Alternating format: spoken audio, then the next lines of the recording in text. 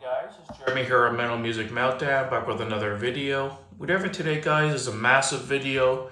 We're doing ranking of the albums again. I'm trying to incorporate more of these. It's just harder to do just because it takes more effort to kind of revisit albums, especially when there's a huge discography like the one we're doing today. So if you obviously know from the thumbnail, we're tackling Judas Priest, one of the biggest heavy metal bands in history. 19 studio albums, formed back in 1969 in England, and 50 million albums sold to date, massive band. And I love Priest. Don't get me wrong, I love a lot of their stuff. Their top like 5 or 6 albums are legendary in my opinion and just amazing. But it's a band, honestly, guys, as an early disclosure, that I never got really huge into. I know that's kind of blasphemy to say with a band like Priest, but I guess between like there's always that Priest versus Maiden camp, and I was always kind of more in the Maiden camp. I have all their albums on CD, and Priest for some reason I only have like 4, I think, out of the 19. Like I don't have a lot of their stuff on hard copy. When I do feel like listening to Priest, I'll throw on one of the CDs I do have, or I'll just put on YouTube. So it's definitely a band I want to pick up more of their stuff, but for some reason, it's not one I go back to and listen to quite as much as like Maiden and especially Sabbath and some other bands. I'm not sure why. Priest is just one of those weird bands for me where I don't really throw them on too often. About what I do, every time I'm like, wow, this is amazing. But let's jump right in, guys. Like I said, 19 albums to go through. I'm not going to spend too much time on each album. I'm just going to name a couple songs I like or why it's where it is. And when making this list, the very bottom part of my list was very clear. The top part was very clear. And in the middle, I just kind of shuffled them kind of based on what I listened to the least or the most and kind of went with that. So number 19, I have what I think is one of the worst metal albums of all time, Nostradamus. They tried to do like this rock opera concept album, double CD. It just sucks in my opinion. It's not that good. It just didn't work well at all.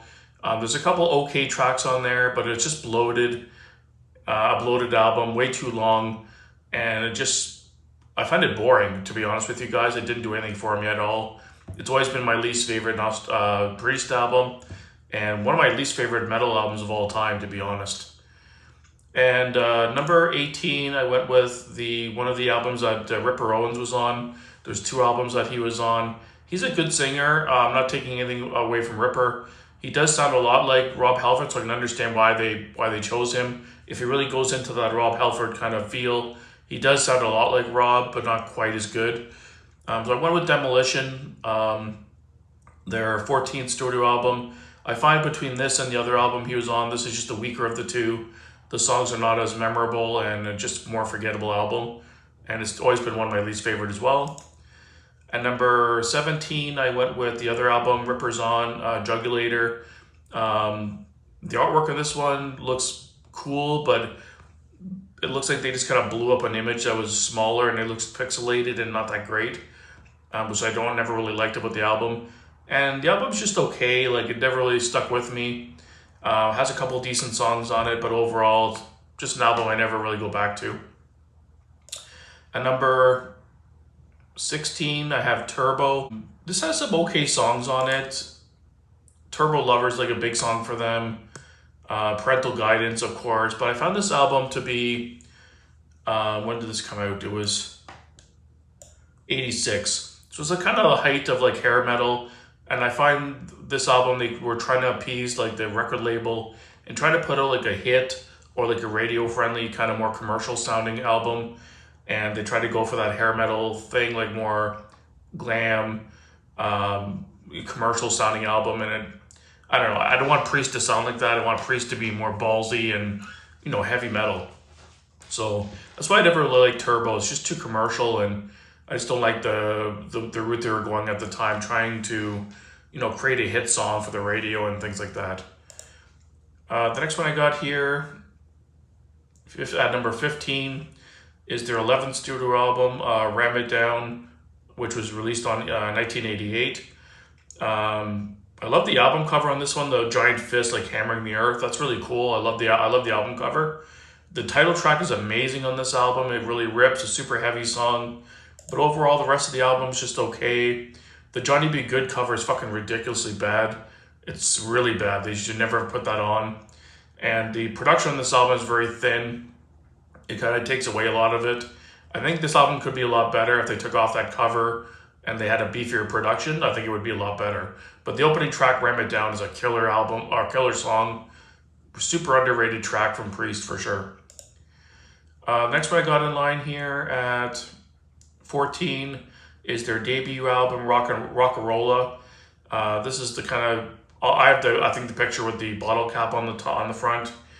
But their debut album's really good for what it is. It's just a hard rock, bluesy kind of album, but they just didn't quite find their sound yet. And on their second album is when they kind of cemented their truly stripped down heavy metal sound. Love Rock-a-Rolla still a good album. It's just not the Priest sound that I love. It's just more of a bluesy hard rock album, which is good. If it was any other band, it would be a killer album. But for Priest, when you think of what Priest sounds like, they didn't find their sound yet. Next one here, I got their 17th studio album, Redeemer of Souls. Their later part of the catalog, especially the last couple albums, was really strong. But they had a gap there in their discography where their material was kind of weaker. Redeemer of Souls, in my opinion, though, is an underrated album. It just has some really good gems on here. Dragonaut's really good. Halls of Valhalla is really killer. The title track's good. Cold Blooded is good as well. Some really good tunes on here. Kind of an underrated album. Obviously a little bit lower on my list still, but I put it above some of the other stuff because I think there's a lot of good tunes on there that kind of get overlooked. And it's pretty solid. At number 12, I have Point of Entry from their 7th studio album. That might be surprising to some people I have this low. But again, it's another album that didn't really quite stick with me. Heading Out to the Highway is a classic tune, of course. Hot Rockin', Don't Go, some big songs on here. Production's, again, a little bit thin on this one, I find. It's not as heavy. But overall, a decent album, but not one I go back to often. And the next one we got here, Angel of Retribution. This is when Rob came back into the band after leaving and after being in Painkiller. And a pretty solid, really good album. Super heavy, kind of left off where he left off with Painkiller. Super more heavy album. Judas Rising's a killer song. Revolution, Wheels of Fire. There's some really good tunes on this one. Cool artwork as well. And yeah, just a really good comeback album for Rob, and he kind of cemented his place that's where he was supposed to be. The next one in line here I got at number, let me see here, 1918. 10, looks like number 10. I have the newest one, Invincible Sheep. Really solid album, some good tunes on this one. Panic Attack's a really killer song. The Serpent and the King, the title track is really good. Crown of Horns is really good. Giants in the Sky is a killer song. Trial by Fire. Just a really, really solid album for the new material from these guys after being around for over 40 years. Really killer album. I don't think it's going to make my top 10. Sorry to say, guys, but really solid album from these guys. Really enjoyed it. Really good stuff. And the next one I have here at number 9 was their one prior to that, their 18th album, Firepower. I prefer Firepower just a little bit more over the newer album. I just like the tracks a little bit more. The title track is killer. Love that song. Lightning Strike, Evil Never Dies. Spectre's really good too. Flamethrower, some really good tunes on here. And yeah, I like it a hair more than the new album, but not by much. And Rob's vocals sound amazing on this album. Production's killer. Production's massive on this album as well. Really bombastic and heavy. At number 8, I have another album that people might be surprised I have this low, but I have their all-time classic album, British Steel. Doesn't get more heavy metal classic than this. For their track listing, it has had like Breaking the Law and Living After Midnight are classic tunes, but they're just overplayed, and I'm just kind of tired of hearing them, to be honest. That's why I put this album a little bit lower. The biggest songs are kind of just like overplayed, but Grinder's still good. Rapid Fire, Metal Gods, some other really good tunes on here. Just those two big classic songs are just overplayed and kind of dampens the album for me a little bit at this point. At number 7, I think it is. Yeah, 7. I have a Killing Machine, or also known as Hellbent for Leather, depending on where you're from. Their fifth studio album, pretty solid album, really good tunes on this one. Rock Forever, Evening Star, Take on the World, Delivering the Goods. Just a top to bottom, really fun album. Really rockin', heavy, straight up heavy metal, really good stuff. Number 6, I have Sin After Sin, their third studio album. Great songs like Diamonds and Rust, Sinners, really killer, the opening track. Dissident Aggressors, a super underrated track, really good. Starbreaker's a really good tune. That's one of my favorites on the album for sure. Just a killer album, straight up heavy metal, really good heavy sound. And I always love Priest 70s material. It's always the best. Early stuff is always the best. And next in line at number 5, I have their second studio album, Side Wings of Destiny.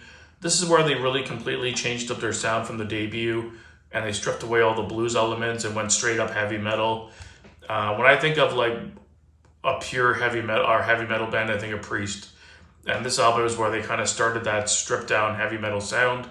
And it's just a monster of an album with Victim of Changes, Dreamer, Deceiver, The Ripper, Deceiver, Tyrant, Genocide. Actually, looking at this track list, maybe it should have been a little bit higher on my list.